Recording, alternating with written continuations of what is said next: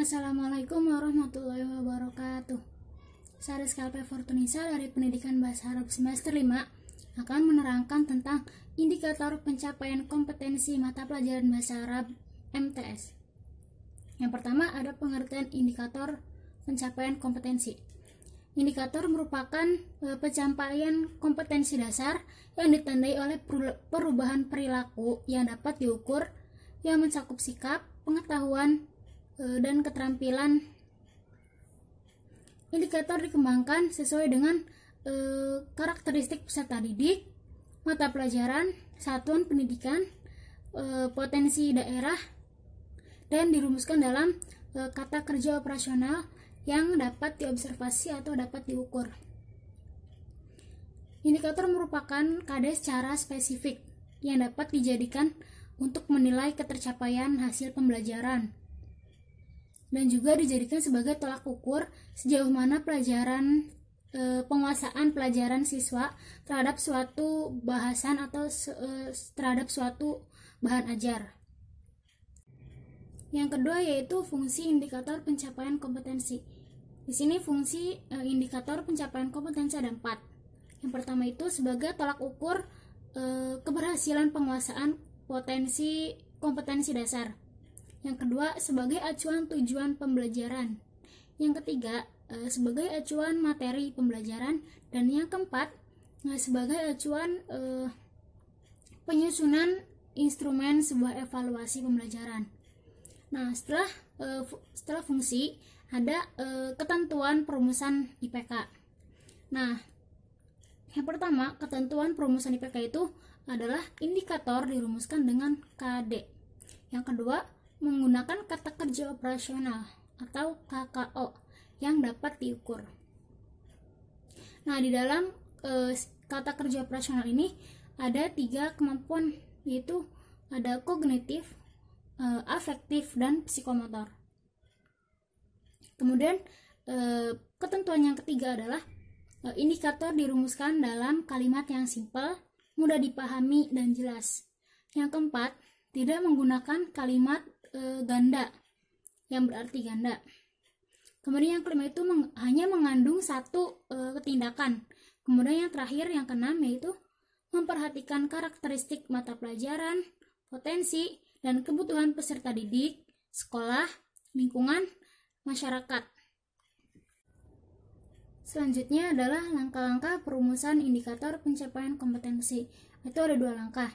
Yang pertama, menganalisis kompetensi yang digunakan pada kompetensi dasar. Itu yang mana memahami kata kerja operasional, menetapkan kompetensi dasar yang akan diturunkan menjadi indikator, kemudian menentukan kompetensi dasar yang akan dijadikan indikator. Kemudian yang keempat, mencocokkan kata kerja yang ada pada ranah C1 sampai C6. Nah, langkah yang kedua itu menganalisis indikator berdasarkan tingkat UKRK atau urgensi, kontinuitas, relevansi, dan keterpakaian kompetensi pada kompetensi dasar. Setelah langkah-langkah perumusan, ada klasifikasi IPK, yaitu ada indikator kunci, indikator pendukung, dan indikator pengayaan.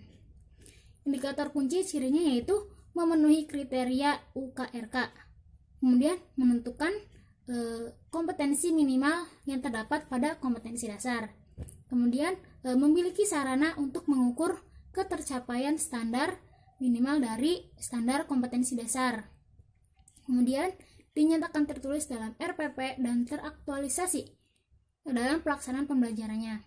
Kedua, indikator pendukung, yaitu membantu peserta didik untuk memahami indikator kunci. Kemudian indikator bisa juga disebut indikator prasyarat. Kemudian yang ketiga, indikator pengayaan, yaitu mempunyai tuntutan kompetensi yang melebihi dari tuntutan kompetensi dari standar minimal kompetensi dasar. Nah, kemudian indikator pengayaan ini dirumuskan oleh pendidik yang apabila siswanya itu mempunyai tingkat kemampuan yang lebih tinggi, baik lebih tinggi dari minimal standar kompetensi. Kemudian yang terakhir adalah rincian indikator pencapaian kompetensi mata pelajaran bahasa Arab kurikulum 2013. Nah, dari KD tersebut kita mengambil KD yang KD 3 dan KD 4, yaitu yang pengetahuan dan keterampilan. Nah, saya akan menjelaskan tentang salah satu materi yang ada pada bahasa Arab MTS, yaitu Al-Haflu Bimawalidir Rasul, materi kelas 9 semester ganjil. Nah, pada materi ini KD 3-nya yaitu memahami fungsi sosial, struktur teks, dan unsur kebahasaan baik bunyi, makna, gramatikal dari teks naratif sederhana yang berkaitan dengan tema Al-Haflu Bimawalidir Rasul, yang melibatkan tindak tutur, mendeskripsikan kegiatan dengan memperhatikan susunan gramatikalnya, yaitu gramatikalnya adalah kana wa ismuha wa khobaruhal mufrad. Kemudian selanjutnya itu menerapkan kaidah tentang bentuk, makna, dan fungsi dari gramatikal kana wa ismuha wa khobaruha mufrad dalam menyusun teks naratif sederhana yang berkaitan dengan tema Al-Haflu Bimawalidir Rasul. Kemudian KD 4-nya, keterampilannya itu bisa mendemonstrasikan tindak tutur untuk mendeskripsikan kejadian dengan memperhatikan bentuk, makna, dan fungsi dari susunan gramatikal kana wa ismuha wa khobaruhal mufrad baik secara lisan maupun tulisan.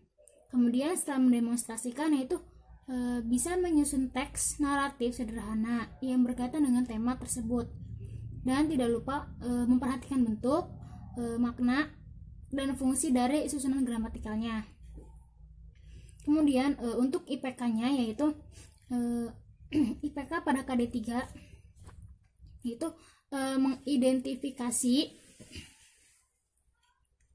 mengidentifikasi bunyi, bentuk, makna, dan gagasan dari kata, frase, dan kalimat bahasa Arab sesuai dengan struktur kalimat yang berkaitan dengan tema, baik secara lisan maupun tulisan. Kemudian setelah mengidentifikasi, di sini menganalisis bunyi, makna, dan gagasan dari kata, frase, dari kalimat bahasa Arab sesuai dengan struktur kalimat yang berkaitan dengan topik, baik secara lisan maupun tulisan. Kemudian setelah menganalisis yaitu menjelaskan bunyi, makna, dan gagasan dari kata, frase, kalimat bahasa Arab yang sesuai dengan struktur kalimat yang berkaitan dengan tema tersebut, baik secara lisan maupun tulisan. Kemudian untuk IPK KD 4 yaitu memaparkan ungkapan informasi lisan dan tulisan sederhana tentang topik tersebut, Al-Haflu Bimawalidir Rasul, dan memperhatikan struktur teks dan unsur kebahasaannya yang benar dan sesuai dengan konteksnya. Kemudian menyajikan ungkapan informasi lisan dan tulisan sederhana sesuai dengan topik, sesuai dengan tema, dengan memperhatikan struktur teks dan unsur kebahasaan yang benar dan sesuai konteks. Jadi menurut saya IPK itu kan jadi dari yang termudah dulu ke yang tersulit isi IPK-nya tuh, dari mengidentifikasi, setelah kita mengenali, kemudian menganalisis, setelah menganalisis itu menjelaskan. Nah, kemudian setelah menjelaskan itu bisa memaparkan informasi yang lebih lanjutnya lagi. Setelah memaparkan itu menyajikan apa yang dia dapat gitu. Mungkin cukup sekian yang bisa saya sampaikan. Wassalamualaikum warahmatullahi wabarakatuh.